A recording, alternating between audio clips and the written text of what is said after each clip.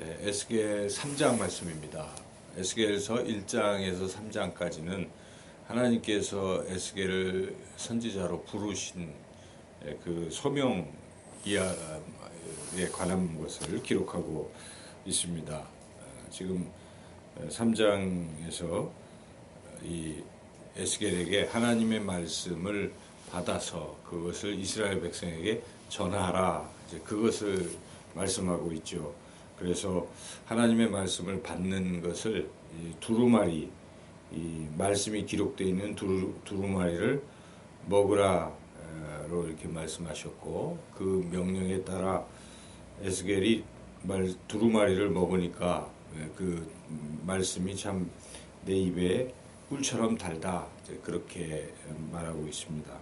이렇게 말씀을 받은 후에 하나님께서 가서 이 말씀을 전하라, 내 말을 전하라, 이렇게 하셨는데, 여기에 그들이 잘 안 들을 것이라도 전하라. 그들이 머리가 이마가 금강석처럼 단단하고 아주 고집이 센 것을 말하고 있는 것이죠. 마음이 굳고, 그래서 안 듣더라도 말씀을 전하라, 이제 그런 것입니다. 그래서 여기 특별히 주목할 만한 말씀은, 만약 전하지 않아서 그들이 듣지도 못해서, 하나님 말씀을 듣지도 못해서 죄를 계속 범하면서 그렇게 지옥에 가게 되면, 멸망당하게 되면 너한테도 책임이 있다. 너한테도 내가 피값을, 그들이 죽은 그 피값을 너에게도 물을 것이다 하는 아주 엄중한 경고를 하시죠, 에스겔에게. 그래서 말씀을 전했는데 그들이 듣지 않는 것은, 그래서 멸망당하는 것은 그들의 책임이지만, 말씀을 전하지 않아서 그들이 듣지 못해서 멸망당했다면 너에게 책임이 있다. 너도 동일하게 멸망당할 것이다. 이러한 준엄한 경고의 말씀하고 계신 것이죠. 여기에 18절이 그 말씀인데 같이 한번 읽어보겠습니다. 가령 내가 악인에게 말하기를 너는 꼭 죽으리라 할 때에 네가 깨우치지 아니하거나 말로 악인에게 일러서 그의 악한 길을 떠나 생명을 구원하게 하지 아니하면 그 악인은 그의 죄악 중에서 죽으려니와 내가 그의 피값을 네 손에서 찾을 것이요. 예, 피값을 네 손에서 찾으시겠다. 참 엄중한 경고입니다.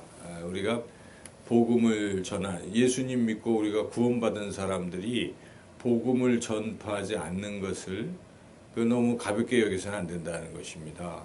그건 꼭 해야 될 사명이기도 하지만, 하지 아니하면 우리의 구원에도 문제가 생길 수 있다 할 정도의 그런 심각한 것입니다. 그래서 복음 전파는, 이거는 당연히 마땅히 해야 될 그런 일이죠.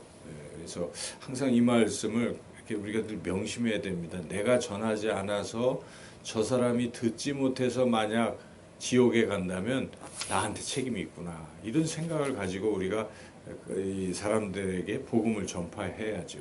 이 심정을 가진 사람이 있었습니다. 이 심정을 가진 사람이 사도 바울이죠. 그래서 사도 바울은 항상 이러한 생각을 하면서 자기 생명을 걸고 때를 얻거나 못 얻거나 항상 복음을 전파했던 것입니다.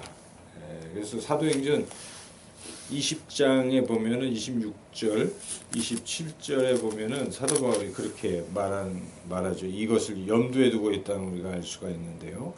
그 에베소 장로들에게 고별 그 설교를 하면서 이런 말을 했습니다. 제가 읽어보겠습니다. 사도행전 20장 26절, 27절. 그러므로 오늘 여러분에게 증언하거니와 모든 사람의 피에 대하여 내가 깨끗하니 이는 내가 꺼리지 않고 하나님의 뜻을 다 여러분에게 전하였음이라. 나는 다 여러분 모두에게 복음을 전파했기 때문에 피값에 대해서는 내가 깨끗하다, 이렇게 얘기하고 있지 않습니까? 그래서 바울은 늘 내가 전하지 아니하면 그 책임이 나한테 있다는 생각을 하고 있었어요. 그래서 바울은 우리가 잘 아는 이런 유명한 고백도 하지 않습니까? 내가 달려갈 길과 주 예수께 받은 사명 곧 하나님의 은혜의 복음을 증언하는 일을 마치려 하면은 나의 생명조차 조금도 귀한 것으로 여기지 아니하노라. 생명을 걸고 복음 전파의 일에 힘썼다는 것입니다. 우리가 바로 이런 심정을 가져야 한다는 것입니다.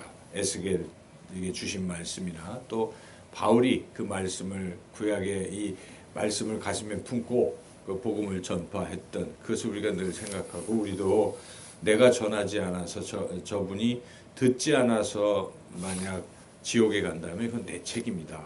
그래서 우리가 아는 사람들 또 이렇게 만나는 사람들 보면은 그런 심정을 가지고 꼭 전해야 된다 하는 것이죠.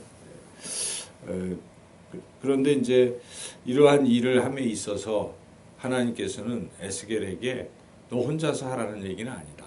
내가 너와 함께 하겠다.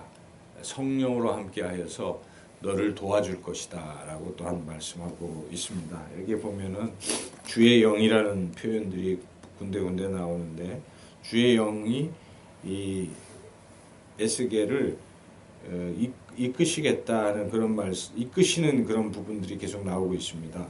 예를 들어 보면은 12절을 한번 같이 한번 읽어볼까요? 때에 주의 영이 나를 들어 올리시는데 내가 내 뒤에서 크게 울리는 소리를 들으니 찬송할지어다. 여호와의 영광이 그의 처소로부터 나오는도다 하니 주의 영이 나를 들어 올리시는데, 그러니까 지금 주의 영 성령님께서 에스겔을 이렇게 들어 올리시고 또 들어 올리신다는 것이 뭐 낙심해 있을 때 이렇게 사기를 진작시켜 주신다 이런 뜻도 되겠죠. 그리고 또 에스겔이 마음에 어떤 분노나 뭐 이런 상태에 있을 때에도 성령님께서 임하셔서 에스겔의 마음을 또 이렇게 안돈시키고 다시 또 할 수 있도록 그렇게도 하십니다. 여기 어디 그런 말씀이 있는데요. 그렇게 성령님께서 이 에스겔을 인도하죠. 14절이군요. 14절 읽어볼까요? 주의 영이 나를 들어올려 데리고 가시는데 내가 근심하고 분한 마음으로 가니 여호와의 권능이 힘있게 나를 감동시키더라. 그러니까 자기가 분하고 가기 싫고 뭐 이런 상태에도 성령님께서 감동을 시키셔가지고 그 일을 하게 하신다 하는 것입니다. 이와 같이 성령님께서 이 에스겔을 도와주시고 인도하신다 하는 것입니다. 24절에도 그런 부분이 또 나오죠. 24절 읽어보시죠. 주의 영이 내게 임하사 나를 일으켜 내 발을 세우시고 내게 말씀하여 이르시되 너는 가서 내 집에 들어가 문을 닫으라. 이렇게 성령님께서 에스겔을 이끄시고 인도하시고 격려하시고 하고 계시다. 말씀도 주시고 이런 부분을 우리가 알 수가 있지 않습니까? 그래서 결국 복음 전파는 우리가 해야 될 정말 사명이잖아요. 목숨 걸고 해. 그런데 혼자 하는 것이 아니라 성령님께서 그 일을 하게 하신다 하는 것입니다. 정확히 사도행전 1장 8절이 이거 연결되지 않습니까? 우리 예수님께서 제자들에게 하신 약속의 말씀이 그런 오직 성령이 너희에게 임하시면 너희가 권능을 받고 예루살렘과 온 유대와 사마리아와 땅 끝까지 이르러 내 증인이 되리라. 그러니까 주의 영 성령님이 우리에게 복음을 전파하게 하시는 것입니다. 그래서 초대교회 그 성도들이 간절히 기도할 때에 성령 충만하여 나아가서 담대히 복음을 전하더라. 사도행전 4장 31절에도 증거하고 있지 않습니까? 그래서 우리가 핵심이에요. 그래서 우리가 할 일은 복음 전파하는 것입니다. 우리는 구원받았습니다. 이 구원받은 사실을 온 세상의 모든 민족에게 우리가 전해야 되는 것이고 전할 때 우리가 늘 안 하면 피값을 물으신다는 이런 좀 부정적이지만은 그런 생각을 우리가 늘 하고 해야 하는 것이고 그리고 우리 힘으로 감당하는 것이 아니라 성령님께서 우리를 인도하실 것을 믿고 기도하여 성령 충만하여 복음 전파를 해야 된다. 이 말씀대로 오늘 이 하루도 만나는 이들에게 꼭 복음을 전파하시고 올해가 가기 전에 꼭 전해야 될 분들에게 복음을 전파하시는 우리가 됐으면 좋겠습니다. 그런 생각이 들어요. 만약 이때를 놓치면 전할 수가 없다. 저는 이 앞에 김효진 할아버지에 대해서도 내가 전하지 않.